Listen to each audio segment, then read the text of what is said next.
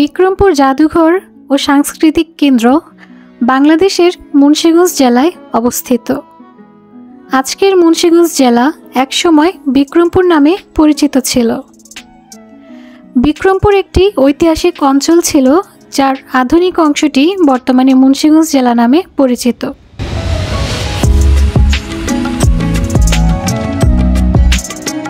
Hello viewers, নতুন ব্লগে স্বাগতম। আজকে আমরা যাচ্ছি আমাদের মুন্সিগঞ্জের শ্রীনগরে অবস্থিত বিক্রমপুর জাদুঘরে। এটি বাংলাদেশের ইতিহাস ও ঐতিহ্যের এক অসাধারণ জায়গা। চলুন একসাথে ঘুরে আসি। আমাদের যাত্রা শুরু হয়েছিল শ্রীনগরের ভাগ্যকুল বাজার থেকে। ভাগ্যকুল বাজার থেকে বিক্রমপুর জাদুঘর যাওয়ার জন্য রিক্সা ভাড়া নেয় 40 টাকা। যাবার পথে অগ্রসর বিক্রমপুর ফাউন্ডেশনের একটি দিক নির্দেশনা চোখে পড়বে। এটি দেখে আমার শৈশবের কথা মনে পড়ে গেল। অগ্রসর বিক্রমপুর থেকে আমি ক্লাস 5-এ সঙ্গীতের জন্য এই অ্যাওয়ার্ডটি পেয়েছিলাম। বিক্রমপুর জাদুঘর যাবার পথে এরকম একটি সুন্দর দিঘি আপনাদের চোখে পড়বে।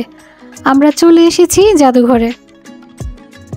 বিক্রমপুর জাদুঘর অথবা প্রাচীন এই জমিদার বাড়ি আমাদের মুন্সিগঞ্জের শ্রীনগর উপজেলার ভাগ্যকুল ইউনিয়নের উত্তর বালাসুর গ্রামে অবস্থিত। চলে এসেছি আমাদের বিক্রমপুর জাদুঘরে। তবে দুঃখের বিষয় হচ্ছে ভিতরে নির্মাণাধীন কাজ চলছে, তাই কাউকেই ঢুকতে দেওয়া হয় না। আপনাদের সুবিধার্থে সময়সূচি দিয়ে দিলাম, বৃহস্পতিবার তাদের সাপ্তাহিক বন্ধ। চলুন ঘুরে আসা যাক আমাদের ঐতিহ্যবাহী জমিদার বাড়ি থেকে।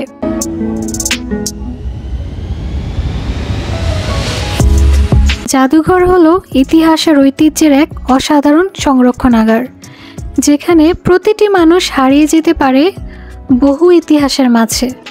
তেমনই একটি জাদুঘর হলো আমাদের বিক্রমপুর জাদুঘর। মুন্সিগঞ্জের দর্শনীয় স্থানগুলোর মধ্যে বিক্রমপুর জাদুঘর অন্যতম।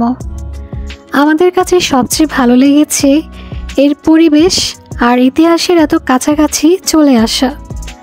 সত্যি এখানে এসে এক অন্যরকম অনুভূতি হয়। আশা করি ভিডিওটি আপনাদের ভালো লেগেছে। বিক্রমপুর জাদুঘর অবশ্যই ঘুরে দেখার মতো একটি জায়গা।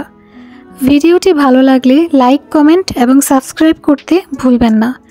দেখা হবে শ্রীনগরের পরের ব্লগে। ধন্যবাদ।